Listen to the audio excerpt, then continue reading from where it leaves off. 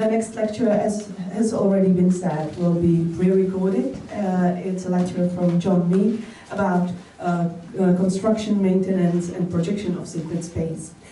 We want to say hello to John. Please come and join me.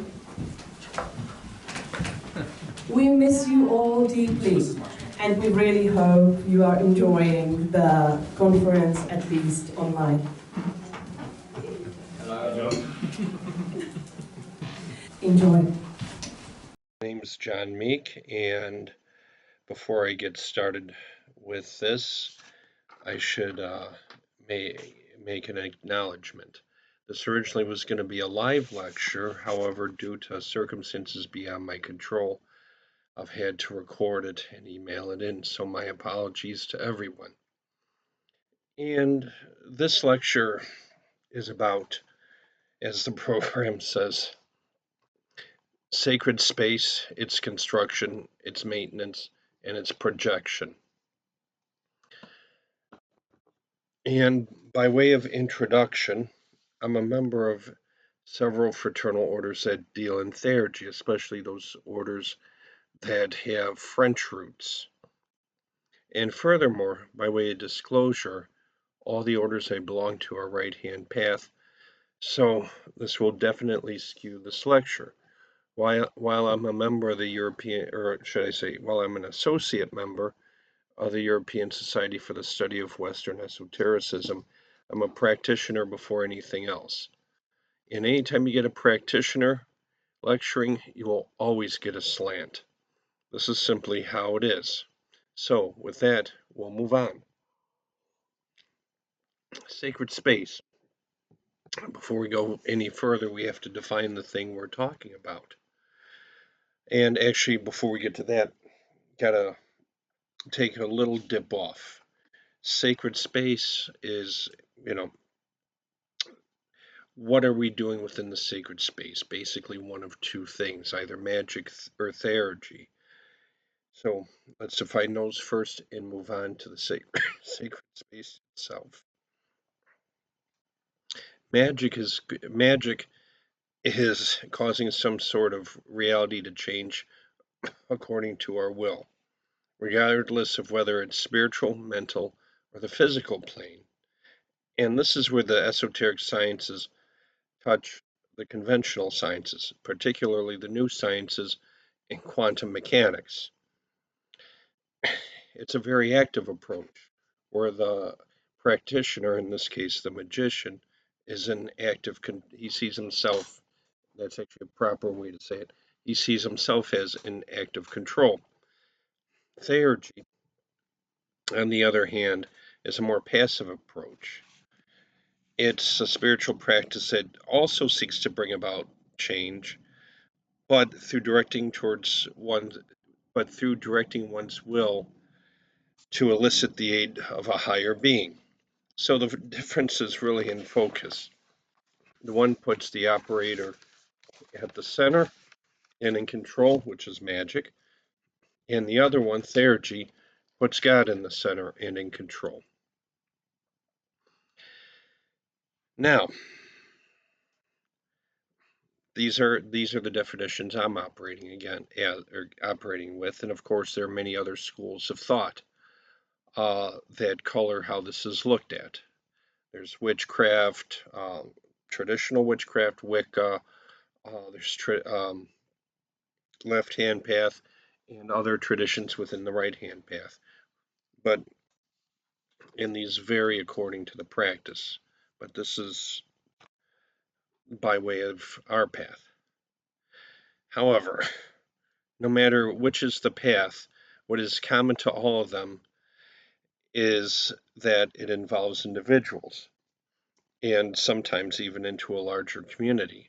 And this involvement involves initiation and grade work of new and developing practitioners, and it also includes the working of the operations themselves and closing these operations down and bringing this into the world.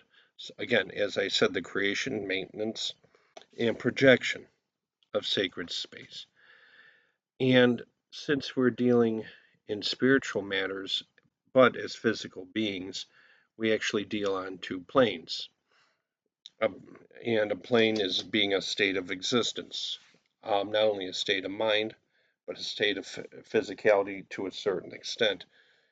We live in this everyday world where you have the physical things around us, the normal, the normal everyday life. But we also inhabit, and as esoteric practitioners, we deal with directly the spiritual world, the spiritual plane. So we have one foot on the physical plane, we have one foot on the spiritual plane. And the way we access this is through, or should I say, the way we interact with this is through ritual. In order to do this properly, we have to begin it properly. We have to, quote unquote, open the sacred space. And the sacred space is that intersection of the physical and the spiritual planes, more so than it usually would, where we're more aware of it. It is that space where we practice these spiritual operations and do our workings. Again, we're still here in the real world, but we're also operating on a spiritual level. And that is the sacred space itself. One foot here, one foot there. But we have to get there somehow. Yes, we have access to it. If you want to put in certain words, we have access to it all the time. But it's lining our minds up with this, our active minds up with this. This is what we need the openings for, to create the sacred space, hence the first part. In order to create the sacred space, we have what are called openings. This is a very Masonic term. It's used in many orders, but this is, by nature. You open a lodge, you open a chapter, you open a cloister, you open a ritual. You do that purging ritual, whether it's a banishing ritual, a purge, drawing a circle to keep things out, or drawing a circle to symbolically represent the world, the elemental world you're working in, or you draw that circle to set this place, this physical spot here apart, this physical spot here aside for the spiritual workings. In the most radical sense of the word, sacred. This space is set apart for something else that's not of the everyday ilk. And this can take several forms. Again, drawing circles. It always involves words, different kinds of prayers. And sometimes it'll be elemental. People use water, they'll use fire, they'll use incense, all these things, salt. Um, Again, dipping back into various traditions, depending what rite you're talking, the Masons can use either the deacons setting the perimeter of the lodge along the marching lines, during the purge of the lodge. Um, Other orders will exercise and then consecrate or bless the communal lodge for working. Open it, open the lodge this way. And as individuals who do the daily work, there's a very similar practice for that as well. Now, once this is open, there's two aspects of it, of maintenance. One dips into the creation, but it's also maintenance. This is the initiation process. And the maintenance in and of itself are the practices that we do as fraternities or individuals. The first of the maintenance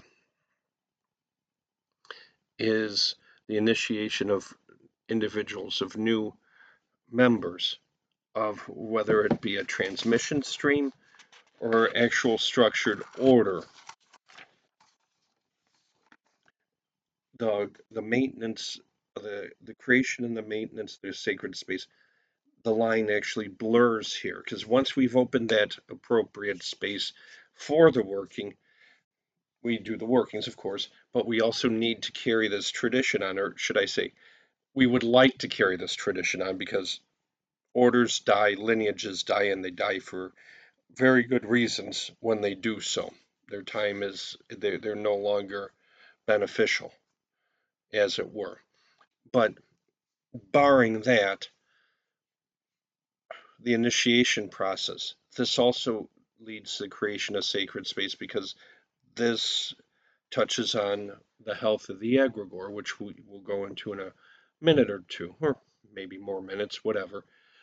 So, initiation, expanding the order, expanding the potential for the sacred space, expanding the atoms that create this thing that we call an order or a lineage. The more blatant maintenance are the daily practices or even the meetings themselves, the communal practices. You maintain the health of the order by operating the practices within that specific tradition. And again, here we go to the egregore. The egregore is an artificial spirit, so to speak. It's synthetic. Yeah, egregores are created, born, and grown with alongside the tradition, the order itself. The theory being that you keep pumping spiritual energy through this lineage, through this order. It builds up until a point it becomes conscious, and it starts being a living and breathing thing. And in some ways, I suppose you can make a comparison of an egregore to the spirit of a place. If you walk into a certain building or a house and it's got a strange feel to it, one could arguably say that's the egregore. I mean, not really, because it's a different animal altogether, but you can make this analogy that the spirit of a place is similar to an egregore of an order, because the egregore is just like any person. As you feed, as the order grows, it's like you're feeding it, not in the sense of giving it sustenance, but you're helping it grow. You're bringing new blood into it. That that should grow the egregore, but it depends how we do it. Do we do it properly? Do we do it responsibly, or do we do it sloppily? Because just as an egregore can grow, live, and maintain in a healthy way, an egregore can also become sick, wither, and die. And a big part of the sustenance of the egregore are our practices, both the communal practices as bodies, as lodges, but also the individual practices prescribed by the order. If the order has daily or weekly practices, these are good for the individual spiritually. They encourage growth, they help the individual, but they also help the egregore be healthy. It's the blood flow of the creature. And I alluded to it, but not outright said it. Can an egregore be sick and die? Yes, actually, I said this, but how? Why? If you bring in the wrong people, you bring in people with bad intentions, you don't do the practices as you should, you don't educate the youth, you do a sloppy job when doing an initiation. Yeah, the initiation works, the transmission is complete. Yeah, you can even educate the kid. But if it's not done with the proper focus and the respect and the attention and the love, it'll get done, but it's not going to get done right. And that sloppiness not only tears down the candidate, but it sickens the egregore, because the blood isn't healthy. It's not life enriching. It's not being maintained. But let's say we do maintain this egregore. We do all these practices. We initiate properly. We do the best we can. We keep this thing running on all four cylinders. Okay, then what? The we believe in this whole as above, so below, the microcosm into the macrocosm, the spiritual and the physical. Spiritual practices require physical manifestation.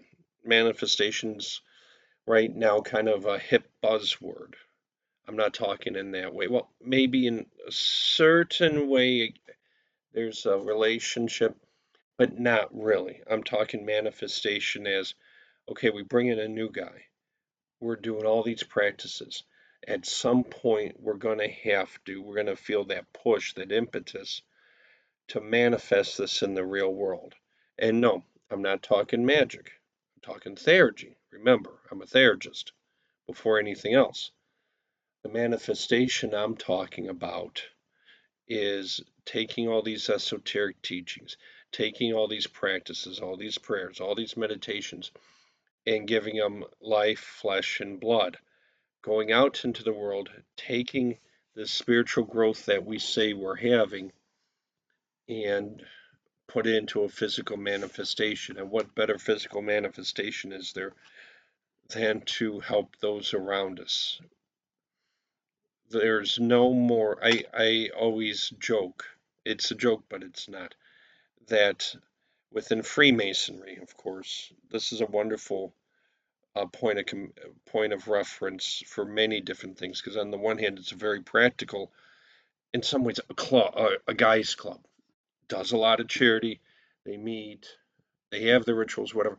But it also has an esoteric side, especially in some countries where it's just full on esoteric. And even in the countries where it isn't, there's usually little specialized groups of Masons called dependent bodies where they do have esoteric practices. The SRIA, the HRA-KTP, HOM, these are all esoteric groups within underneath the Masonic umbrella. All these things going on. But I always say there are no more esoteric groups than three. Some of you may be familiar with them, especially if you've been over to the States. The Grotto, the Shriners, and the Widow's Sons. These are Masonic kind of fun clubs whose whole reason to be is to do charity. And I always tell people, especially when we get new recruits in London in the SRA where I'm so active, I always tell them, you want to be in an esoteric club? Okay, now you are. But we're not the most esoteric. Those three groups are the Widow's Sons, the Shriners, and the Grotto. Why? Because they're the groups that manifest all the spiritual benefits that these esoteric organizations are dedicated to bringing into this world, maintaining and projecting. They are the spear's point to put all these spiritual goods into the world that's so in need of healing. Without these groups, all of these practices, all of these esoteric orders, they can't compare. Why? Because first and foremost, they're there to improve the lives and the spiritual life of the individual members. The order, never forget, the orders are at the service of the members. The members are not at the service of the order, even though it looks like that sometimes. That's actually not the case. It's the opposite. The orders serve the members. But if all the members do is look for self-improvement, even spiritual self-improvement, there is nothing more dark and selfish than this. I have the knowledge, I have the wisdom, I have the power, I have the understanding. That's not the point of this soul. We're given these spiritual tools to better ourselves for the sole purpose of bettering those around us and the world around us. And what better way is there than to serve the weakest around us? That is the most esoteric working, the most theurgic working there is. And that is the projection of the sacred space into the real world. Why? You create it by opening it. And bringing in new members. You sustain it through those new members and through the communal and individual practices. And as you sustain and grow the egregore, the spirit, the soul of this esoteric body becomes strong, it becomes more conscious, even to the point where you could arguably say it it knows what candidates it wants to join its order and what it doesn't want into this order. For those of you who are active in orders and in recruiting, I'm sure you've seen it. There are guys that just they sign up, they join, and they're wonderful. They're great. And there are other guys, and I've seen this myself, no matter how many times you set a degree date, no matter how hard you try to get them in, they just don't get in. Why? Because things keep happening. Why? We don't know. But you can make the argument that's the egregore keeping itself healthy. It wants this guy, but it doesn't want that guy. Why? Because this one's good for it, the other one's not. And so our work of maintenance, of maintaining this spiritual creature, it starts taking care of itself. So there's a reciprocity. There's almost, this is exaggerating it, but there's almost a symbiotic relationship. And since it's alive, it seeks self-expression. It seeks to express itself in the world, to manifest itself in the world, to project its influence into the world. And it's through our charitable works that it does this. And that is how it's created, maintained, and projected. Now, as a side note, for everybody who isn't in order, you probably noticed I said, well, we open. I never mentioned closing. Now, closing down a meeting, closing down your degree meeting or your business meeting of whatever order, this is important. But there is always either an explicit or implied suspension of the work. Yes, we say close, but it's actually a suspension of the spiritual work until next time. And there's always um, an encouragement to go forth into the world. So, yeah, you open it by drawing the circle, purging whatever, exorcism, whatever. However you do it, you open it, you do your thing, and then you close it.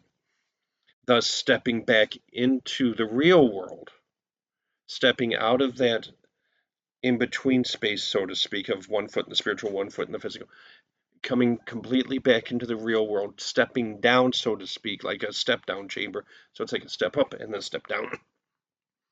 And then once we're into that real world, that's where we're free to project. We're bringing into the world what we were in direct contact in that meeting, in that individual practice. The energies we were in contact there, we're bringing it out and projecting it through how it works. And that, my friends, is that is sacred space. That is projected in the world. And that takes everything we come in contact with and sets it aside as something special, something changed, something radically improved, and thereby projecting the sacred space out, making it bigger. And with that, this brings us to our close. We've looked at the creation of sacred space, the opening and initiating, the maintenance of the sacred space, the initiating / degree work of the new guys, the candidates, and the individual and communal works, and the projection of sacred space, taking that spiritual work and pushing it out into the world so that the sacred space that we inhabit subtly influences everything around us for the betterment of mankind and creation in itself. Thank you for listening to my lecture. Unfortunately, I can't do the live question and answers that are actually so important and in many ways probably more interesting than the lecture itself. Ask the hosts for my email. They're free to give it out. Just somewhere in the liner notes, say it's a question regarding the lecture from the Mephisto 3 conference. And I'll be happy to answer anything, or if you want, reach out to me on Facebook through Messenger. Again, the Mephisto organizers have that information. So once I will say thank you and have a good afternoon.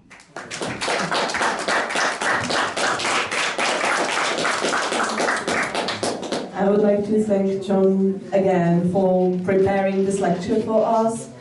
Thank you for being here with us and listening to it together. We will be continuing in a couple of minutes when Marian Verbitsky, as our next speaker, prepares.